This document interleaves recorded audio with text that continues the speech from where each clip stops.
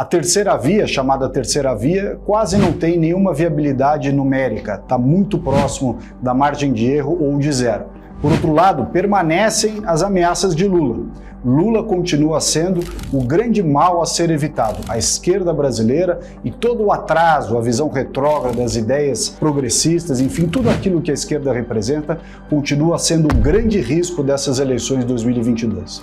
Se de um lado o Bolsonaro tem feito um esforço enorme, apoiando as empresas, fazendo uma série de medidas que foram importantes durante a pandemia, quando João Dória e outros governadores e prefeitos fizeram fecha tudo, fica em casa, economia a gente vê depois, Lula não teve o menor constrangimento em dizer: quer reduzir o padrão da classe média. Esse é o Luiz Inácio Lula da Silva. Por outro lado, quando a gente pensa na família brasileira, enquanto Bolsonaro se cerca de pessoas que têm boa índole, boas ideias, vários valores e princípios para serem defendidos, Lula descaradamente anuncia que gostaria de liberar o aborto, uma das questões mais controvertidas e equivocadas que se passaram no cenário político brasileiro.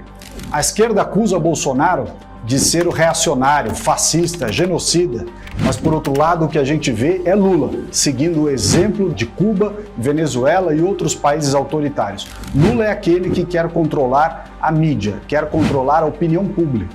De um lado, Bolsonaro continua sendo um grande ativista das redes sociais. Lula, por outro lado, já deixou transparecer por mais de uma oportunidade o seu espírito autoritário. Quer controlar as redes sociais. Bem parecido, aliás, com essa discussão de fake news que tenta avançar no Congresso Nacional.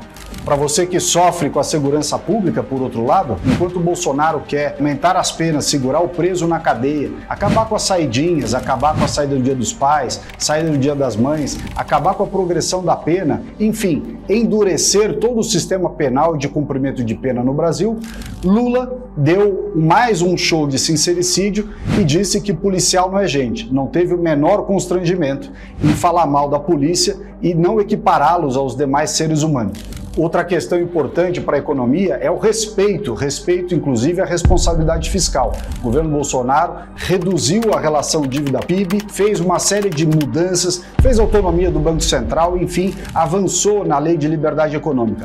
Lula, por outro lado, já para agradar a sua base de radicais, mas certamente pensa lá dentro, já disse que quer abolir o teto de gastos. Imagine como ficaria o risco Brasil numa visão como essa. Para criar empregos no Brasil, o governo Bolsonaro reduziu impostos, melhorou a competitividade da economia brasileira. Tudo isso, inclusive, em meio à pandemia. Esforços foram feitos, nem todos, evidentemente, surtiram o resultado que gostaria, mas foram feitas diversas medidas. E o que Lula propõe? Revogar a reforma trabalhista, como se ter regras irracionais e aumentar o custo de contratação fosse melhorar o padrão de oportunidades de emprego e renda para as pessoas. Não é isso. O mundo inteiro já sabe que quando você tem regras irracionais, o que acaba acontecendo é o não oferecimento de novas vagas de emprego. Desde o início de 2019, o governo Bolsonaro tem fechado a torneira de todas as mamatas, ONGs, entidades que fazem do dinheiro público aquela torneira que ia desperdiçando e jogando o dinheiro de cada um dos contribuintes no lixo.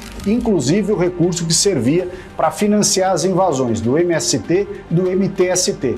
Imagina quem Lula quer trazer para o centro de governo se ele fosse eleito? Justamente o MST, que aterroriza o homem do campo, e o MTST, que junto com Boulos vem liderando as invasões de propriedade privada em todas as cidades e nos grandes centros urbanos. E veja que o espírito democrático é uma coisa curiosa. Enquanto o Bolsonaro é atacado, dizendo que ele não é um democrata, que não prestigia o Estado Democrático de Direito, a esquerda, em todas as frentes, tem tido toda a liberdade de se posicionar e fazer discursos e ataques da forma que querem. Lula, por outro lado, instigou a população a ir constranger famílias de políticos e parlamentares em suas casas, uma coisa que nem em Cuba é feito mais. Enquanto Jair Bolsonaro defende o legítimo direito à defesa, direito individual inalienável, Lula quer fechar os clubes de tiro. Ele já não gosta de polícia e não quer que você se defenda.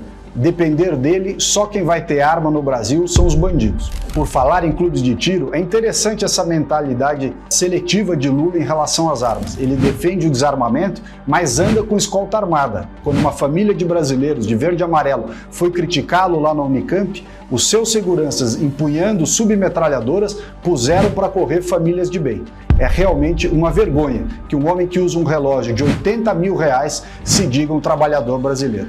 Por fim, meus amigos, eu gostaria de lembrar a vocês, no dia 1º de maio, Dia do Trabalhador, o Brasil decente que trabalha, paga seus impostos, da família conservadora brasileira, esteve na Paulista. Milhares e milhares de brasileiros de verde e amarelo, pessoas de idade, jovens, homens e mulheres, foram de graça defender os princípios da liberdade e da democracia. Enquanto isso, o show pago com dinheiro público de Daniela Mercury, onde os vermelhos, liderado por Lula e o PT, não reuniu mais do que meia dúzia de gato pingado. Isso mostra a grande falta que faz para eles o dinheiro público do imposto sindical que antigamente pagava os sanduíches de mortadela para militância e fazer volume nos shows e comícios do PT.